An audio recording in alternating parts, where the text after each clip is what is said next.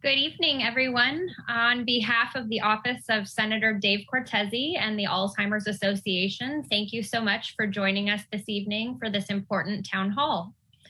This webinar is being hosted via Zoom, and it is being simultaneously live streamed with closed captioning options available on the SD15 website, which can be found at sd.15.senate.ca.gov.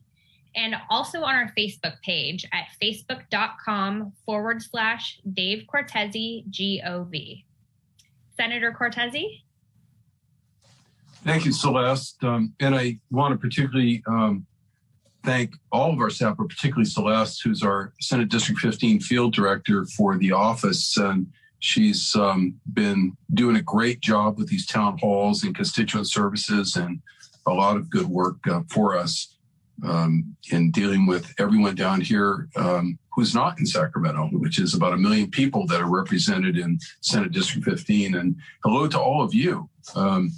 I get to be the state senator, so I am just literally back in town, obviously doing this by Zoom, but been in Sacramento all week, and that's typical this time of year where we are working hard on budget and legislation and all the things that get done in Sacramento on behalf of the state. I have the pleasure of being joined this evening by the Alzheimer's Association of Northern California for this town hall. And in some sense, it's in honor of Alzheimer's and Brain Awareness Month. Probably more importantly, it's in honor of all of you who want information, need information, and are curious about some of the latest developments. So it is very personal for me. I'm looking forward to the information that we're going to hear tonight, and I will be very much like the rest of you who are in the audience and are really here to glean information from this town hall, or perhaps ask some questions in the chat room at some point. But like so many others, my family too has been touched by Alzheimer's. I was proud as a member of the Board of Supervisors to be very much in the forefront of helping lead the county and our Department of Aging in the right direction in terms of Alzheimer's and dementia and other issues that are particularly prominent in our aging population. But in my own family, having grown up and been raised in large part by my grandparents, it was very challenging for me as a very young man living in my grandmother's house. When I say a young man, I mean a young adult, dealing with the issues around her own experience with Alzheimer's and how heartbreaking that can be, how challenging it can be, and how concerning it can be, of course, for the person that's in that situation. I remember coming home from work in the evenings, not ever really being sure how well she was going to be and what her own personal safety was going to be like on any given day or any given evening. So I know so many of you in the conversations I've had with you as constituents, particularly over the past couple of years, are experiencing that right now. And that's why we're doing this tonight, and we'll continue to do as much as we can. There's no cure, but there are things that you can do. And again, hopefully some of that is information that will come out tonight. For example, research shows that getting a timely diagnosis and care management are things that improve quality of life for the person with the disease and their caregiver, and helps people avoid, going into either isolation or having to be under 24/7 care. And I know for many of us, that's something that we would like to avoid for our loved ones. I think you've all probably heard the news, maybe not. It's fairly recent news about a new FDA-approved treatment, a medication called, if I can pronounce this right, aducanumab. And I think there's now a shorter commercial name for it, but that'll be talked about tonight. It's now FDA approved as a treatment for Alzheimer's disease. And we do have experts here that can answer questions this evening about that and how that's going to work. This is the first drug, as I understand it, that actually modifies the underlying disease process and can slow the progression of Alzheimer's disease. It doesn't stop the decline, the eventual decline, or improve cognition. And we're told it won't work for everyone, but it does represent an important step forward in progress in this area of science. We're doing our part in the state legislature, too, to improve care and support for the 1.8 million Californians. That's right, 1.8 million Californians who are directly impacted by Alzheimer's or other dementia.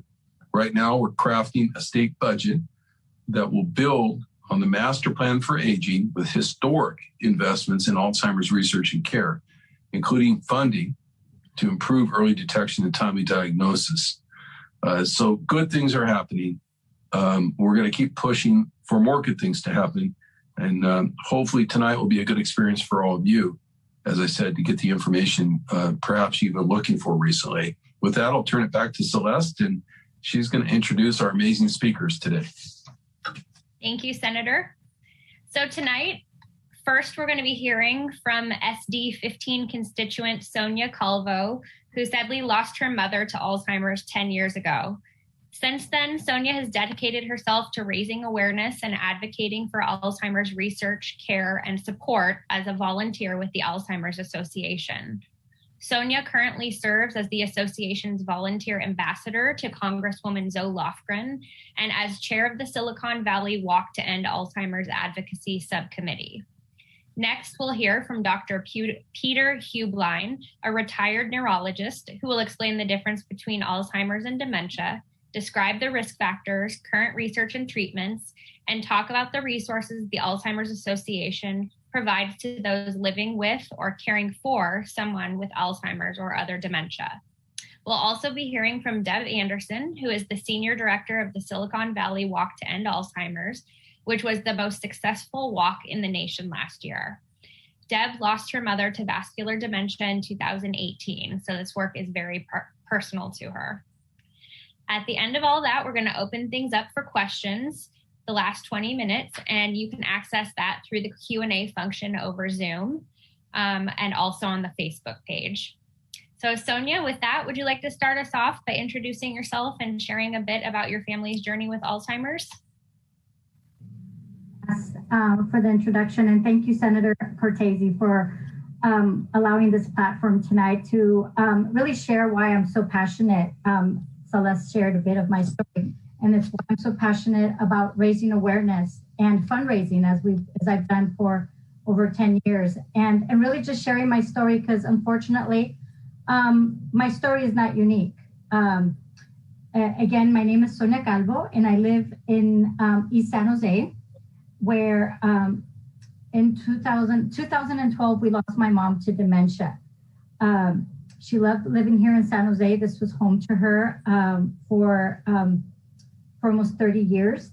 At the end of her life, her caregivers were primarily my dad, day-to-day care, and my sisters and I provided a lot of the management of her medical care.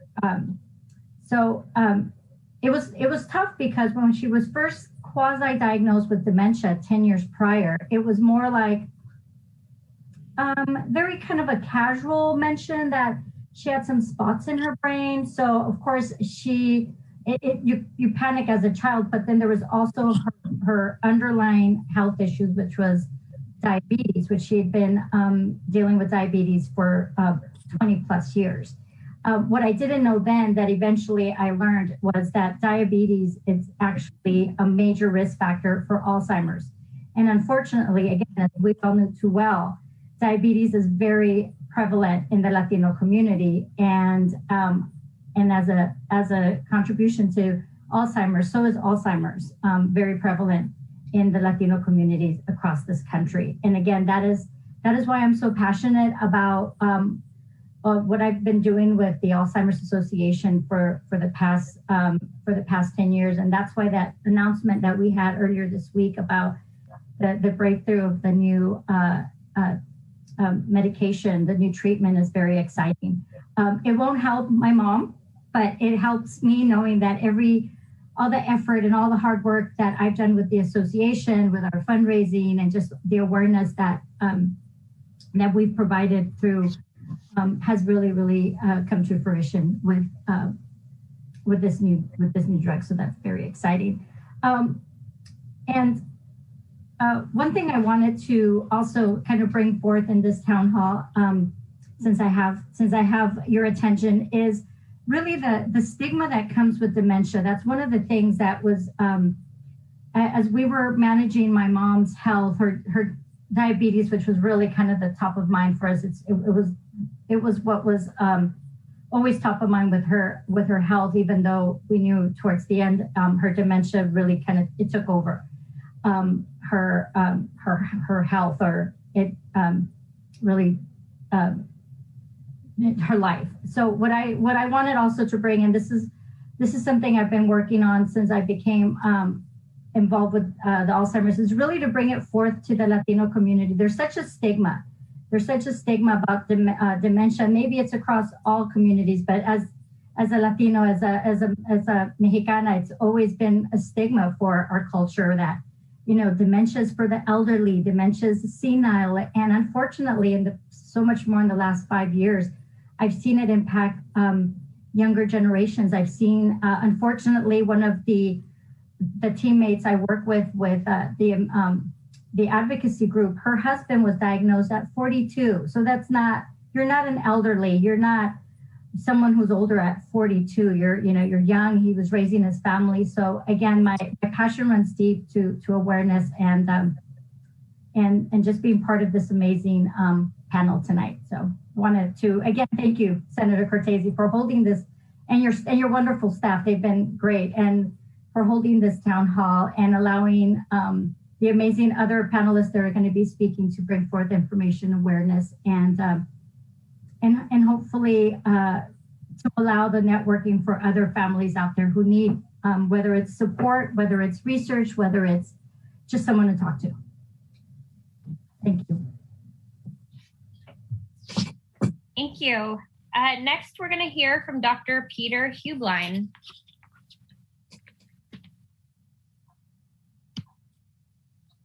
Okay, here we go.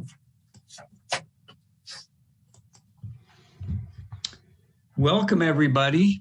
I'm Dr. Peter Hublein, and I'm going to be giving you this talk on understanding Alzheimer's disease and dementia, and hopefully it will answer a lot of questions about what exactly we're dealing with, what the risk factors are, and what's being done as far as treatments go. So let's proceed. This is what we're going to be covering tonight.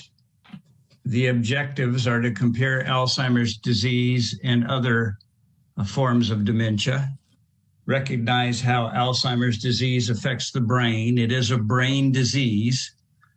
List the risk factors, identify the stages of Alzheimer's disease, recognize the current FDA-approved treatments that can address some of the symptoms of the disease.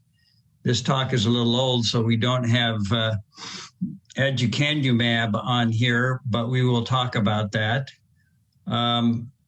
Describe how scientists are working to advance resources, and name resources available through the Alzheimer's Association, which is a very important organization in dealing with this and giving people support, help, and information.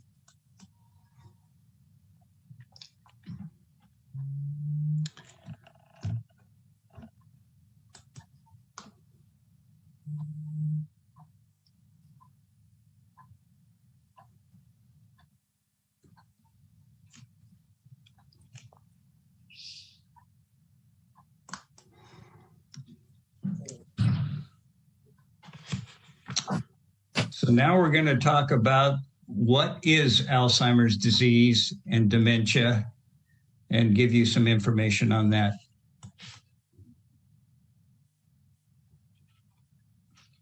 First, you're going to get a couple of questions to see what you know about it.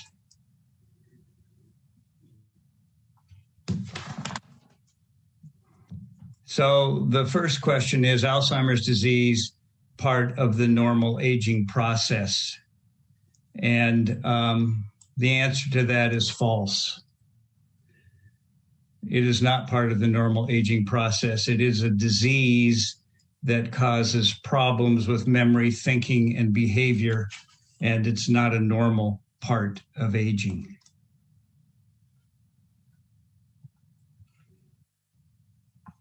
And the second question is can people younger than the age of 65 get Alzheimer's disease? It's thought to be a disease of the elderly, but in fact, it's divided into two types. There's late onset, which is after the age of 65, and early onset, which is earlier than that. And some people, as was mentioned earlier, can get it in their 40s. And in fact, the original description of the disease by a neuropathologist named Alzheimer in the 1920s was of a 52-year-old woman. He described this pathologically.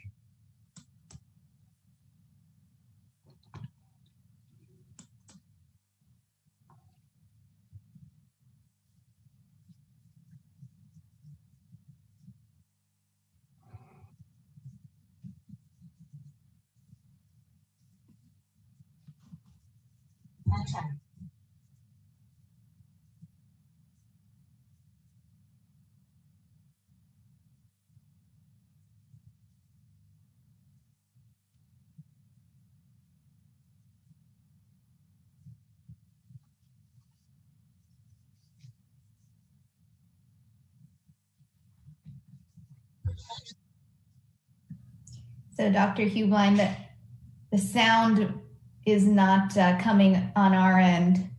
Huh. Wonder why that is. Let me.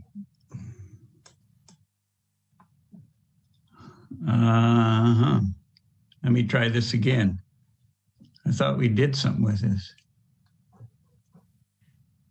I don't know why my screen at the top. Anyway, let's do this. Dr. Hublein, when you unshare and before you reshare, there's a button at the bottom that says share audio. Oh, okay. I didn't do that, huh? Okay. I'm going to stop the share. I thought I did this already.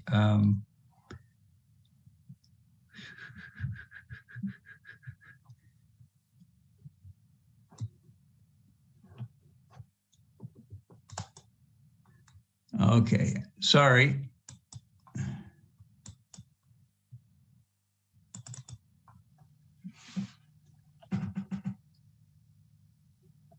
Okay, that's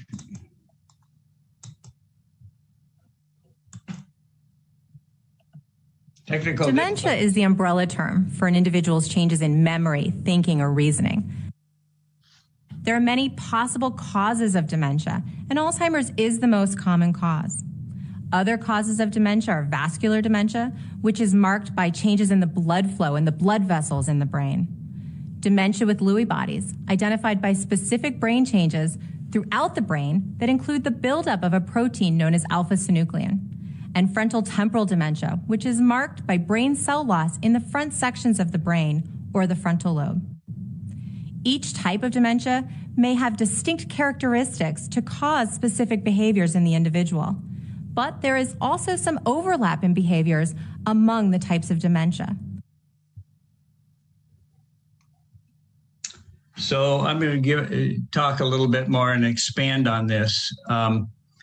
Dementia, as mentioned, is an umbrella term, and there are many, many causes. Alzheimer's disease is the most common cause, responsible for 60 to 70% of the people with dementia. And the definition of dementia is a progressive cognitive decline, and that interferes with a person's ability to deal with daily functioning. It's severe enough to cause problems with that. And so what is cognitive function? Cognitive function are brain functions, and they're divided into about 5 areas. The first is memory, which is the most common symptom of Alzheimer's disease and dementia. The second is language dysfunction, finding words, reading, writing. The third is visual spatial changes, depth perception, ability to navigate when driving or even walking. It can affect the balance. The fourth is executive function, which is the ability to plan and carry out a fairly complex task. And the fifth is personality and behavior changes. Those are all affected by Alzheimer's disease. And it's very important to make a distinction between these because, number one, you need to have the diagnosis of Alzheimer's disease to get this new drug that we're going to be talking about. Number two, each form of Alzheimer's disease has a specific set of symptoms and testing, and they have specific treatments and specific prognoses. And the last thing is that some forms of dementia are treatable and reversible. And if you don't make that diagnosis, you can't give the appropriate treatment, such as vitamin deficiencies or thyroid disease, as simple as that.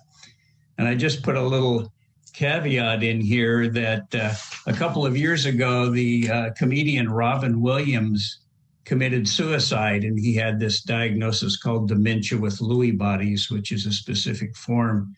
And the diagnosis was never made before his death by suicide.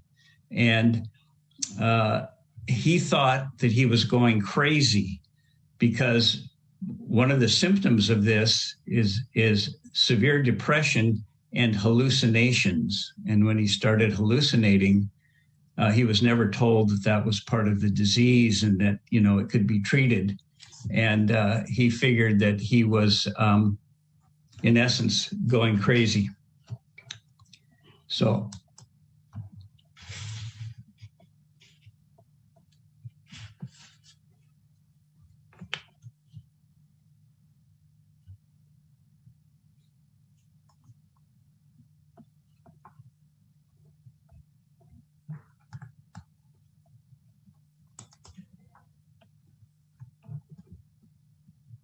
I'm having to skip through some of these slides because this is the shortened version of the talk. So sorry about that.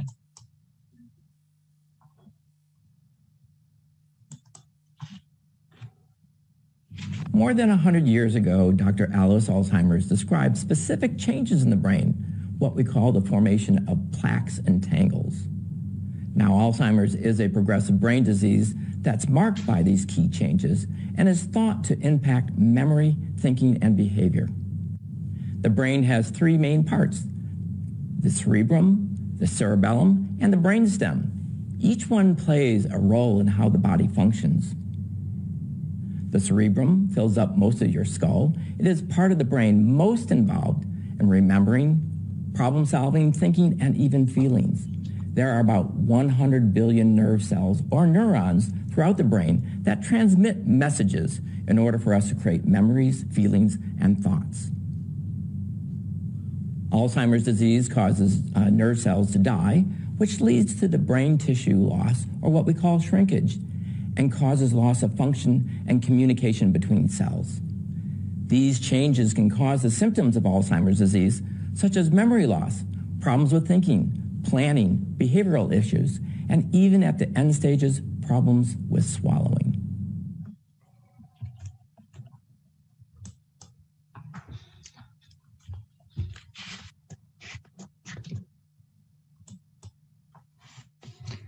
The thing to realize from that last talk is that Alzheimer's disease is a disease of the cortex, the biggest part of the brain that includes the lobes of the brain. And the second thing is it's defined originally by the laying down of a protein that forms clumps and becomes sticky called amyloid, which kills nerve cells. And this new treatment, aducanumab, clears this amyloid, and that's why they think it may work.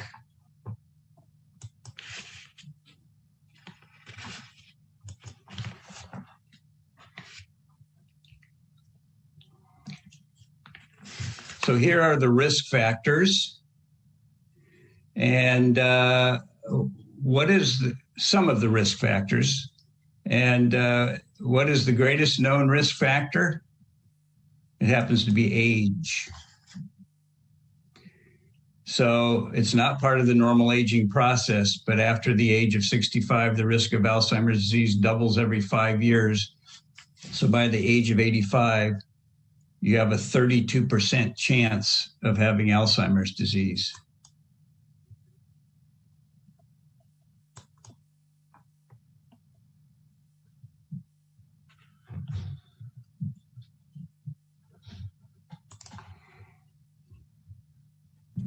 Alzheimer's disease is marked by specific brain changes that result in the clinical changes in individual experiences.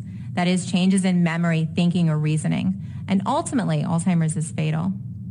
The exact cause for these changes is unknown, but there are some hints as to what may contribute to an individual's risk. Age is the greatest known risk factor for Alzheimer's. And when we look at populations of people, we see an increased risk over the age of 65. However, Alzheimer's is not normal aging. Family history is also a known risk factor. Research has shown that those who have a parent or a sibling with Alzheimer's are more likely to develop the disease, and that risk increases if more than one family member has Alzheimer's. When we talk about the genes involved in Alzheimer's, there are two categories that could potentially be involved: risk genes and deterministic genes. Risk genes increases an individual's risk for developing the disease, but does not guarantee that they will develop Alzheimer's. Deterministic genes, which are rare for Alzheimer's, guarantee that the person will develop the disease. So as far as deterministic genes, that's usually one gene that assures you that you have a very high chance of getting the disease, and it's usually in young people. Risk factor genes, you have to have multiple different risk factor genes to come up with enough of a change to cause more risk in the disease. And there are populations at higher risk. As mentioned, Hispanics have a 1.5 times likely than whites to develop Alzheimer's disease. And part of it may be due to the fact that there's a much higher incidence of a risk factor, diabetes. African Americans are about twice as likely to develop it than whites. And once again, one of the factors involved is that they have a much higher incidence of high blood pressure and vascular disease, which are risk factors. And 2/3 of people with Alzheimer's disease are women. The reasons for that is partially, although not fully, due to the fact that they do live a lot longer, and age is the main risk factor.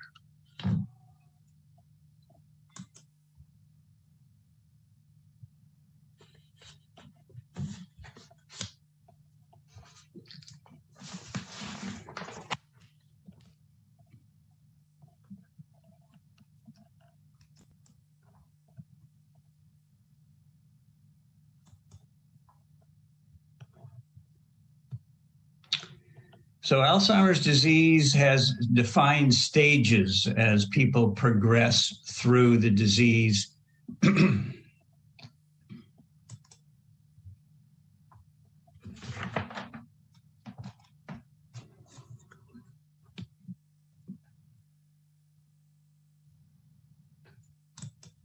One of the things that impacts our brain is all the other things that can happen to us as we age.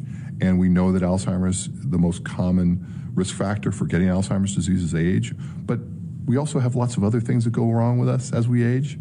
And so how those other health factors impact our brain can also impact how Alzheimer's presents in other people. I'm like an overachiever, and when you're unable to deliver or you're not performing at the same pace that you once did before, that's frustrating. It's frustrating to not know where you place things. It's frustrating to not be able to explain to someone the problems that you're having. You can't articulate it in a way. It's frustrating to read something and you forgot what you read. It's frustrating to continuously have to change your password and you just changed it last week and you're constantly doing the same thing over and over again. Yeah. So Alzheimer's disease is a very frustrating and difficult disease.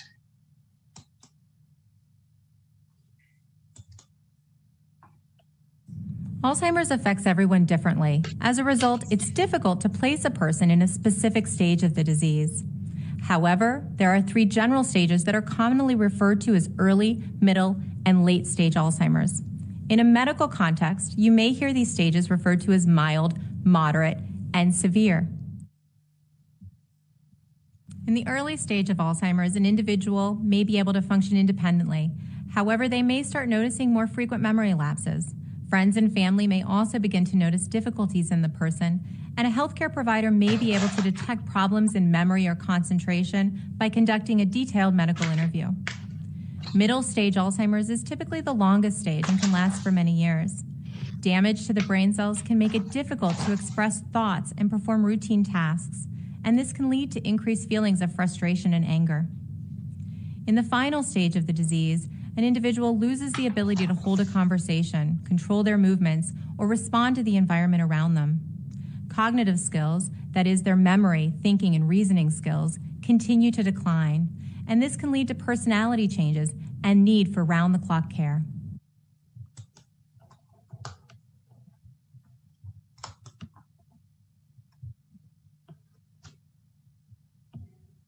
Now we'll talk about the treatments. And there's a new treatment, as we've mentioned.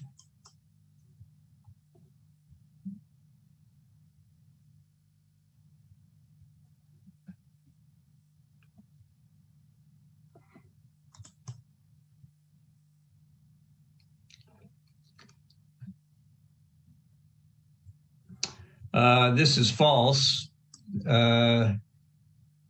The treatments that were there before this new drug was introduced addressed the symptoms, such as memory loss and behavior changes, and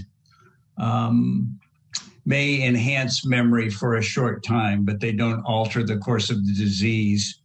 And there's only one available now, but there are many in the pipeline, the new drug.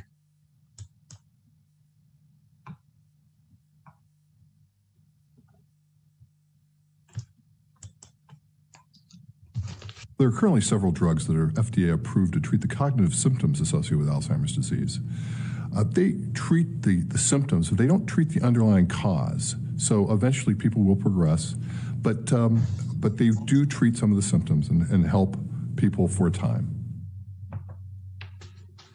So the first class of drugs are cholinesterase inhibitors. These drugs work to prevent the breakdown of acetylcholine, which is a chemical messenger found in the brain that's associated with learning and memory. There are 3 FDA-approved drugs that are in this class of drugs. There's Aricept, there's Exelon, and there's Razidine. There's another class of drugs that modulates glutamate, which is another chemical messenger in the brain that's associated with learning and memory.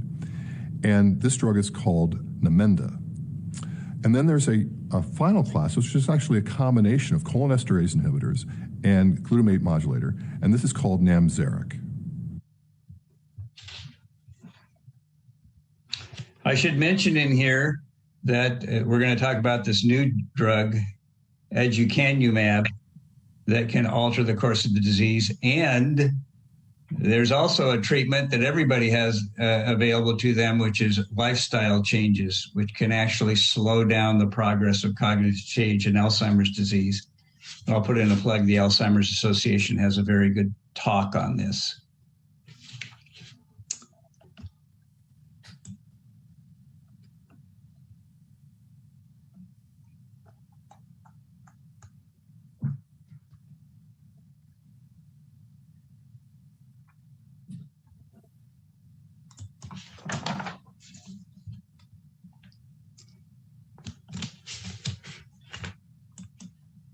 This is an incredibly exciting time in Alzheimer's and dementia research. The advancements that we've made in the last decade to understand the disease as a continuum, meaning that the biological changes are starting a decade or more before someone is experiencing the changes in the memory and thinking.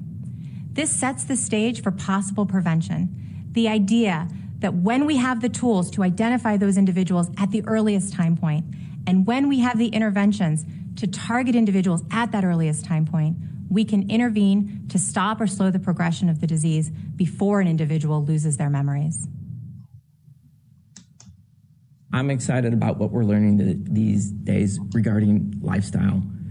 One of those things that we've seen in the past of things like exercise and nutrition have now started to gain more momentum to indicate to us that it can change your ability to slow cognitive decline. That is really the first stages of Alzheimer's disease. This may include things like social engagement, mental cognitive training. It can be things such as exercise. It can be nutrition. All those things are now starting to point that they will lower your risk for Alzheimer's disease.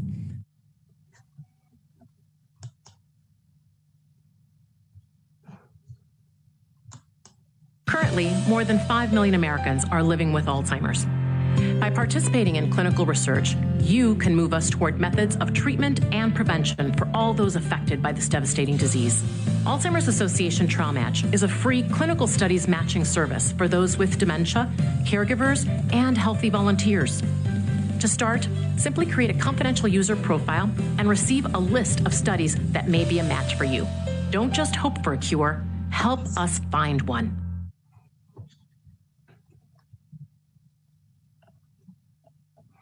So one of the many services of the Alzheimer's Association is if you have the diagnosis of early Alzheimer's disease, you can go into that website and see if you can be involved in the study, like the studies that were done to test this new drug.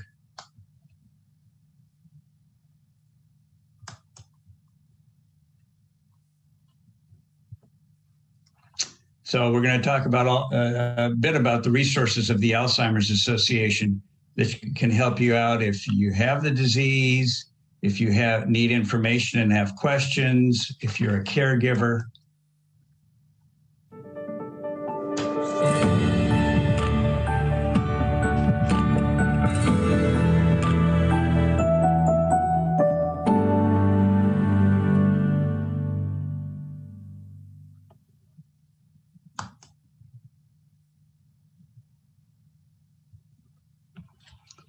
And the key resources of the Alzheimer's Association are this 24-hour helpline, which anybody can call at any time and get information on if they're having problems with caregiving, if they want to know what resources are available for them, who to talk to in their community, etc. You can go online to alzheimers.org, a very large website, and you can go to this in your communities to get specific information on your community.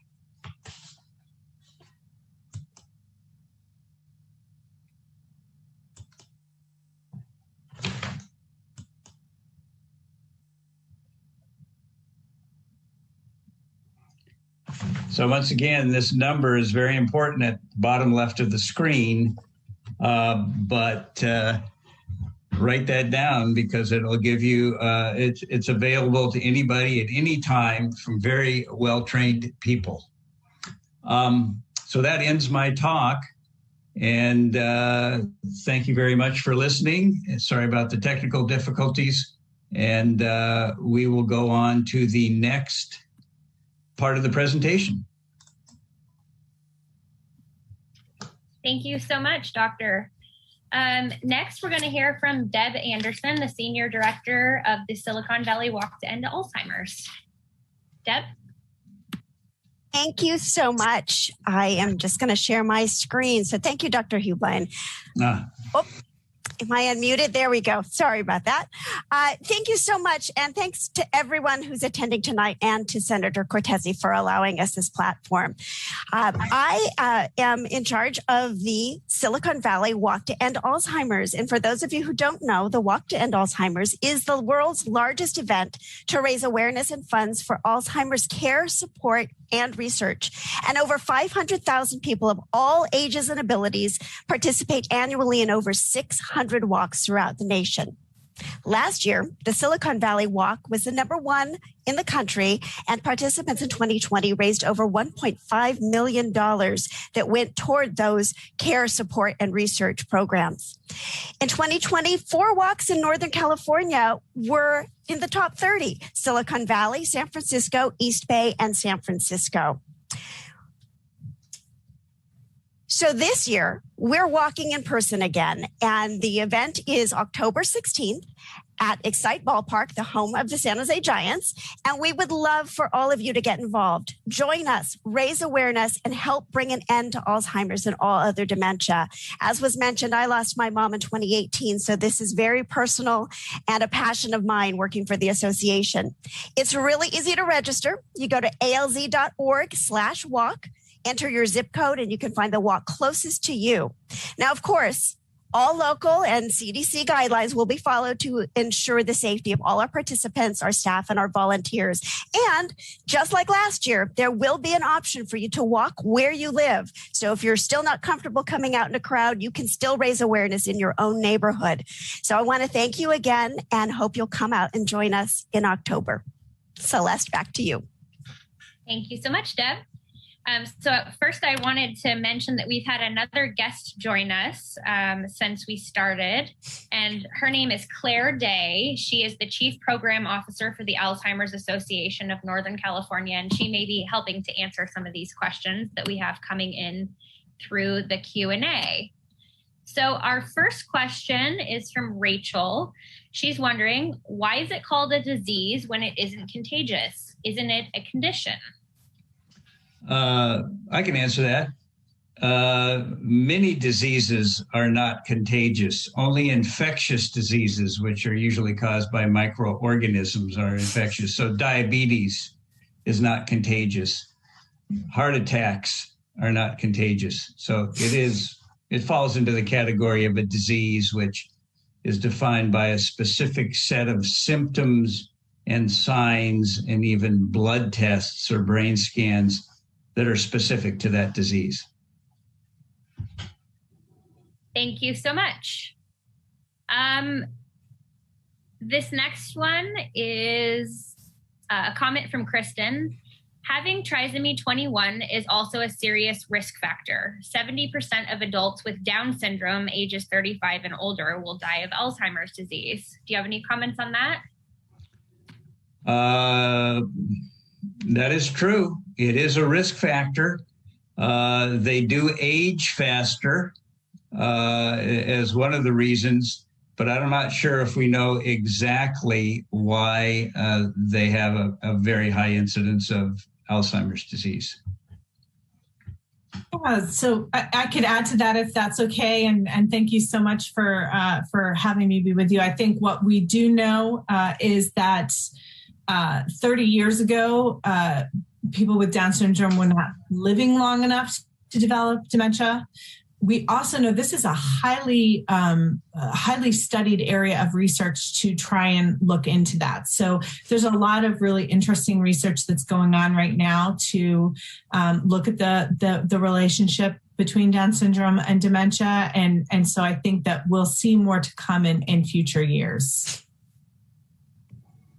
Thank you. We're hoping to have one of you shed some more light on the effectiveness of the new medication that was just approved. And that leads into a couple of our next questions, if that's possible.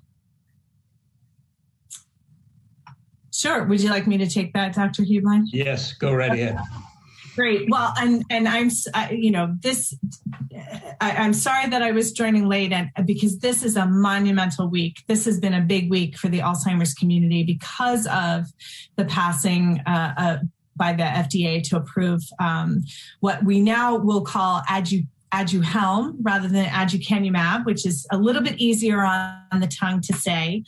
And what aducanumab or Aduhelm is, it's a anti-amyloid antibody therapy, and which means that it's targeting one of the hallmarks of Alzheimer's disease that we talked about earlier in the program today. And for the first time, we have a treatment that will actually slow the rate of functional and cognitive decline. And so in previous studies, and I jumped on Dr. Hublein just as you were had the screen up with the therapeutics that are currently on the market. And so what, as you described, these are treating symptoms. These aren't really looking at the progression of the disease. So this is a landmark day for us in the Alzheimer's community because we do have a new treatment that we've never seen before. We know that there's a lot we still don't know, and we're going to see in the coming weeks and months what that means for the Alzheimer's community, what it means to provide access to all, which is certainly something that the Alzheimer's Association is looking at doing. If that's our role, right, is how do we make sure that the people that want this drug get access to it, no matter who they are, if they're appropriate to take it. And I think what's unique about this therapy is it is for early stage Alzheimer's or mild cognitive impairment due to Alzheimer's. So that presence of beta amyloid has to be on the brain. And so what it also does is make us pay a little bit more attention to the importance of early detection, which if you've been around the Alzheimer's Association long enough, you know that's been something that we've said for years. Early detection matters. And this is why we talk about that all the time, that if and when we get an effective treatment, we need to make sure that people are being diagnosed early enough to be able to benefit from that treatment. So I don't know if there are more questions. I could probably talk forever, so I'm going to stop there. Thank you. That does lead into the next question. We're seeing cognitive dysfunction in long-term COVID patients as well. Would this type of treatment be helpful to them too? No, because it's not Alzheimer's disease due to amyloid plaques being deposited in the brain. And what it's due to is unclear, but it is probably the virus that then begins attacking nerve cells. But that's just speculation. But no, it would not help them. Thank you. The next question from Monica. What are some things that I can do to reduce the onset of Alzheimer's, and what is the path to find that on alzheimers.com? Well, there's a very, very good talk on healthy living for brain and body. It's a talk on the Alzheimer's Association website, and it does go through the lifestyle changes that will delay the onset and slow the progression of cognitive decline. Thank you. And do you mind if I just add one thing to that? I think that everybody on this call could do today, after you've attended the Healthy Living for Your Brain and Body, like Dr. Hublein said, is think about lifestyle changes like your blood pressure. So we have actual evidence today that shows that managing our blood pressure will decrease our risk of developing mild cognitive impairment and dementia. So everybody today should, first of all, you can go onto alz.org and find those things that Dr. Hublein was referring to, but really think about all of those cardiovascular risk factors. Things that are good for the heart are good for the brain. And just another little point here is that we did talk about the 3 stages of Alzheimer's disease, but there are actually 2 previous stages, called stage 1 and 2. And the one is the pre-symptomatic phase, in which you do not have any symptoms, but you do have amyloid being deposited in the brain. And then the second stage is one with mild symptoms called minimal cognitive impairment, which presumably has had more amyloid deposited in the brain. And so if you start And the stage 1 can be 20 years in duration before you get any symptoms. So you may want to start young doing these lifestyle changes, because you could prevent yourself from getting the disease at all. You'll prevent the amyloid from being deposited in your brain. That is such a great point. And I think that we think of brain health and Alzheimer's as older adults. And really, I think what we're learning is that this really begins with each and every one of us, no matter how old we are. You're never too old to start, but you're also never too young to start thinking about what it means. We think about physical health. I think about being in elementary school and learning that, thinking about physical fitness. We talked about that all the time. No one ever talked about our brain. And what we're seeing now is the importance of how all of those things are connected. That is such great advice.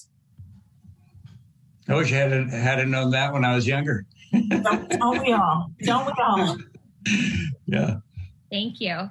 Our next question is from Paul. How is Alzheimer's diagnosed? It's diagnosed through a doctor who's familiar with the disease, taking a history of the symptoms, doing an examination, which involves doing mental status testing, where they test memory and language, etc. And then there's blood tests and a brain scan. And when you do all those things, you can make a fairly specific diagnosis of the disease. If you want to confirm the disease, which does not have to be done very often, but if you want to be 100% sure that's what it is, you have to do a thing called an amyloid PET scan to see if there's amyloid deposits in certain areas of the brain. Thank you. Related, how do you go about getting tested to get a baseline of where you might be with either dementia or Alzheimer's?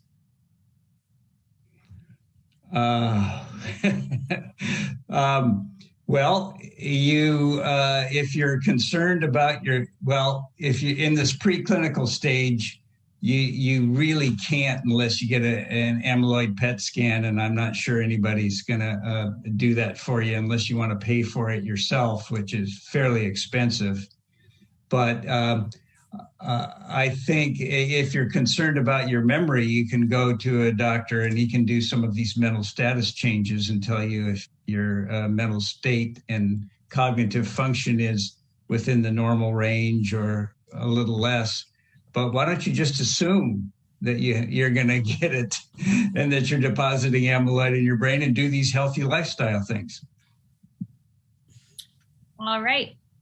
Next from Carolyn, how can we talk about our concerns that we have with our loved ones if we think they may have Alzheimer's disease? Where should patients go for evaluations? Are you talking about talk to them about it or where to take them to get it evaluated? That's a two-part question. So how to bring it up with somebody who you're concerned about?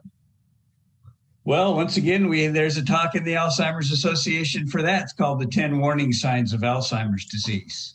And they go into those warning signs, and then they give you a specific program of how you bring it up, because the thing about Alzheimer's and dementia is that the people that have it are very unaware of the disease very frequently, and they think they're perfectly fine. So when you go there and talk to them about it, they get very upset. And there's also a stigma of the disease, as you know. Nobody wants to have Alzheimer's. So this healthy living for brain and body is another talk I could recommend highly. Sounds like there's a lot of great resources on the website. Yes, yeah, there is. I would add too, there's a great program called Dementia Conversations, which talks specifically about going to the doctor, driving, and legal and financial issues. Those three hot topics that are really, really hard to tackle. And just specifically, if you're concerned and you want them evaluated, you should you've got to go to your doctor. You've got to go to probably your primary care doctor and state your concerns, and then have him refer you, and just be very adamant that you want this evaluated. You probably have to see a neurologist or a geriatrician nutrition. So it looks like we have one more time for one more question. This is from Ginny. If Alzheimer's is under the umbrella of dementia, what is normal aging? Is all dementia abnormal? Yes. Normal aging does not have dementia. Dementia is progressive loss of cognitive function that interferes with your ability to function in your day-to-day life. And if you have normal aging, that shouldn't be the case. But there are, once again, well, in the 10 warning signs of Alzheimer's, they'll go into what normal aging symptoms are. Obviously, as you get older, your memory is not the same, but that can be normal within the aging process. Great, thank you. I'm going to turn it back over to Senator Cortese and the panel for any last-minute remarks. Thank you very much, Celeste. Great job as our facilitator for this event. And I want to thank Tara Sri Krishnan also, who's behind the scenes really kind of produced the event from a technical and logistical standpoint. So you may have heard her voice in the background at some point during the event today. Thank you, Sonia Calvo. Thank you, Dr. Peter Hublein. Thank you, Claire Day. Thank you, Deb Anderson. Thank you all. It's just been, I think, just a tremendous event in terms of getting information out, and anything we can do in terms of constituent services in the future to help get this kind of information out and future developing information. I'm sure there's going to be more and more information on the new medication, the new treatment. We want to do whatever we can to help get that information out to our constituents. The number of people impacted either directly or indirectly is really staggering. And those of us, once again, those of us who have had some direct family impact, know how devastating the disease can be. So thank you all so much. We'll look forward to continue to work with you in the future. And oh, by the way, I'm going to do everything I can to figure out how to slow down the amyloid deposits in my own brain.